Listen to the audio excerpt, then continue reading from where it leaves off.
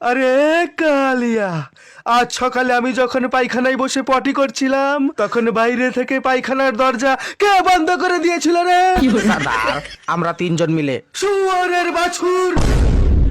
জানিস তোদের জন্য আজকে আমার কি হয়েছিল? পুরো 3 ঘন্টা ঠান্ডার মধ্যে আমি পায়খানার মধ্যেই বসেছিলাম। ঠান্ডায় আমার টুনটুনি জমে একেবারে বরফ হয়ে গিয়েছিল। I love you Rahul. তাই? হ্যাঁ, আমি তোমাকে ছাড়া হাঁকবো না, আই মিন তোমাকে ছাড়া বাঁচবো না। তাহলে চলো আমার সঙ্গে। আজকের পর তোমাকে আমার সঙ্গে রাস্তায় বসে হাঁকতে হবে, হয়তো ড্রেনের পচা জল দিয়ে পেছন ধুতে হবে। পারবে তো? যে ভালোবাসে সে কখনো ভালোবাসার মানুষের পথ ছাড়ে না। তুমি তো পায়খানা করে পেছনটাও ধোও না, ঠান্ডার ভয়ে কাগজ দিয়ে মুছে ফেলো। কোথায় ছিলে? আসতে দেরি হলো কেন? আমি চান করছিলাম তাই দেরি হয়ে গেল। তুমি তো চান করো না, তুমিও তো চান করতে পারো। কেটে ফেলবো আমি জলকে, আর ভেঙে ফেলবো আমি সেই জলের নলকে, কিন্তু এই ঠান্ডাতে আমি কিছুতেই চান করবো না। এত ভয় পাও তুমি চান করতে? হ্যাঁ, খুব ফাটে আমার ঠান্ডাতে। কাজল, তুমি কি করে চান করো এত ঠান্ডাতে? আমাকেও বলো না।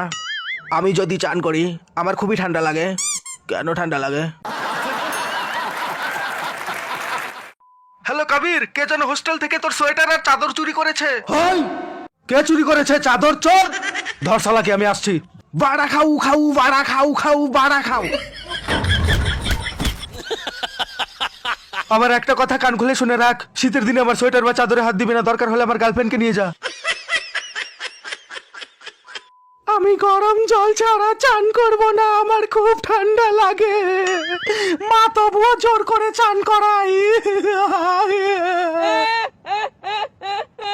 চান চান করে আমার মাথা খেয়ে ফেললো। বললাম তো আমি চান করবো না।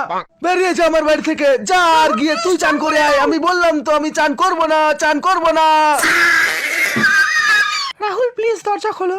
ঠান্ডা আমাদের সবারই লাগে, স্নান করতেও ভয় লাগে, কিন্তু প্রথমে 1 বালতি জল ঢালার পরে তখন আর বেশি ঠান্ডা লাগে না। আমি তোমার স্নানের জন্য গরম জল করে দিচ্ছি। ঠান্ডা জল দিয়ে স্নান না করলে, কিন্তু গরম জল দিয়ে তো স্নান করে নাও প্লিজ। সত্যি জল গরম করে দেবে তো? আমার সোনাটা বাবুটা আজকে গরম জল দিয়ে স্নান করবে।